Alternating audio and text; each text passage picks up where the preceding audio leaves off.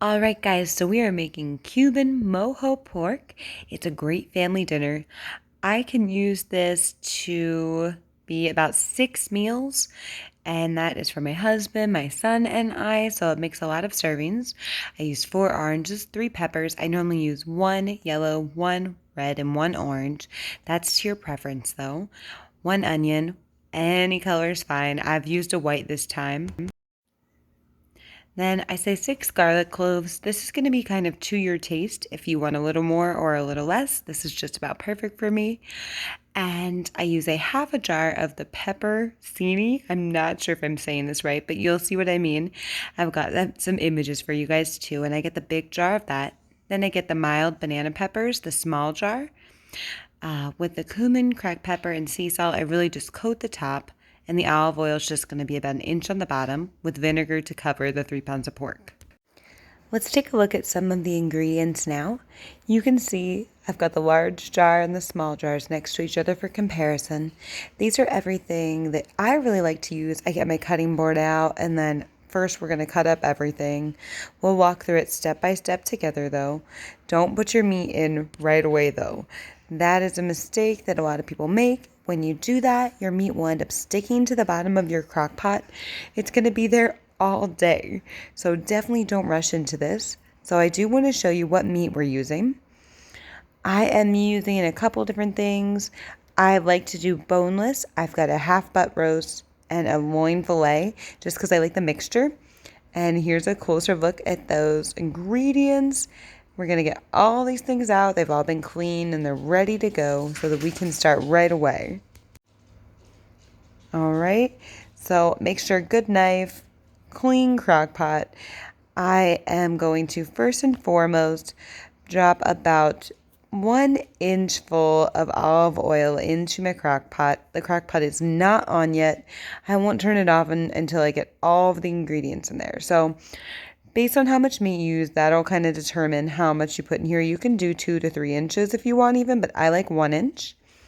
Then I'm going to cut up my peppers. If you are not a fan of peppers, cut them larger. They'll be easier to separate out from the sauce later. I don't like peppers personally, but I actually really like them in this dish. They soften so wonderfully and they taste great. They don't have that crispy kind of texture on the outside. So my husband actually loves to eat these, and he does not like peppers either. So let me show you here. We're going to start cutting them up, and this is about as small as I'm going to go then. And then pop that into the crock pot with the olive oil. Now for the oranges, you can see how I've sliced them. Primarily, I'm focused on getting the juice and the guts. I'm not going to do anything with the peel for this recipe. So I've cut them so that they'll be easy to hand squeeze. Let me show you. I am going to squeeze that in there. And since I am using one hand to film for you guys, I can't show you, but I actually do kind of pull out the guts, whatever's easiest to get out of here. And then we'll just add that in there. So let's do another one.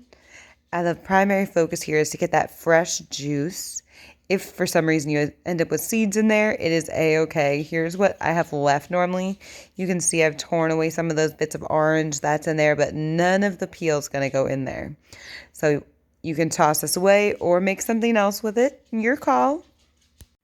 So next step here, you can see we have 1 white onion. You, based on your preference again for taste, I'm going to use the majority of this onion. I'm just going to kind of cut off the outside. You can see I separated it just to make it a little bit easier. And I'm going to scrape that off of there and then chop up this onion. So let me get you a closer look again. White onion, red onion, purple onion, yellow onion, whatever you want. Here's the size I'm going to put it in here at. So I haven't chopped it too fine because I don't like those little teeny tiny pieces of onions like that McDonald's style onion. But I do think that this will soften really nicely and it'll spread across the dish very well. So once you've got it cut up, pop that right in there. All right, that looks good. Yes, I'm being a dork here, but these rub-a-dub things, amazing. They get the smell of onion off. So it is time to add the meat. Again, I have taken those 2 things cut up, but I actually ended up cutting them up before I put them in to the pan just so it sits flat. You don't want the lid going over. Then I'm showing you here how I added those peppers, so half of each jar. And then it's going to be time to season it. And then top it off with the oil. So seasoning, I just kind of coated the top of the meat and the peppers of this. It's going to be to taste. You can always taste it out and add more later. Vinegar, I'm going to coat the meat entirely. But the biggest thing I'm watching for here is that I don't want to fill this too full. If you do, you can get it out of there, but it's just kind of a pain in the bottom. So I'm looking for 1 to 1/2 inch in between here and where the lid's going to set on top so that you do have a little bit of room. As it does cook, some of this will evaporate. You can always add more of the vinegar. That vinegar taste, you can see I've done about 3/4 of the bottle here. But we are almost ready. Just one more final ingredient, and I bet you know what that is. Yes, we're adding garlic. I absolutely hate cutting up garlic. If you guys have any tips for me, definitely comment that down below. I normally just slice it through and then kind of break it apart. You can see I've used these cloves here. This is about how much I like, but again, to your taste preference. And super easy. So power is going to be on here, and I'm just going to set mine to high for 6 hours.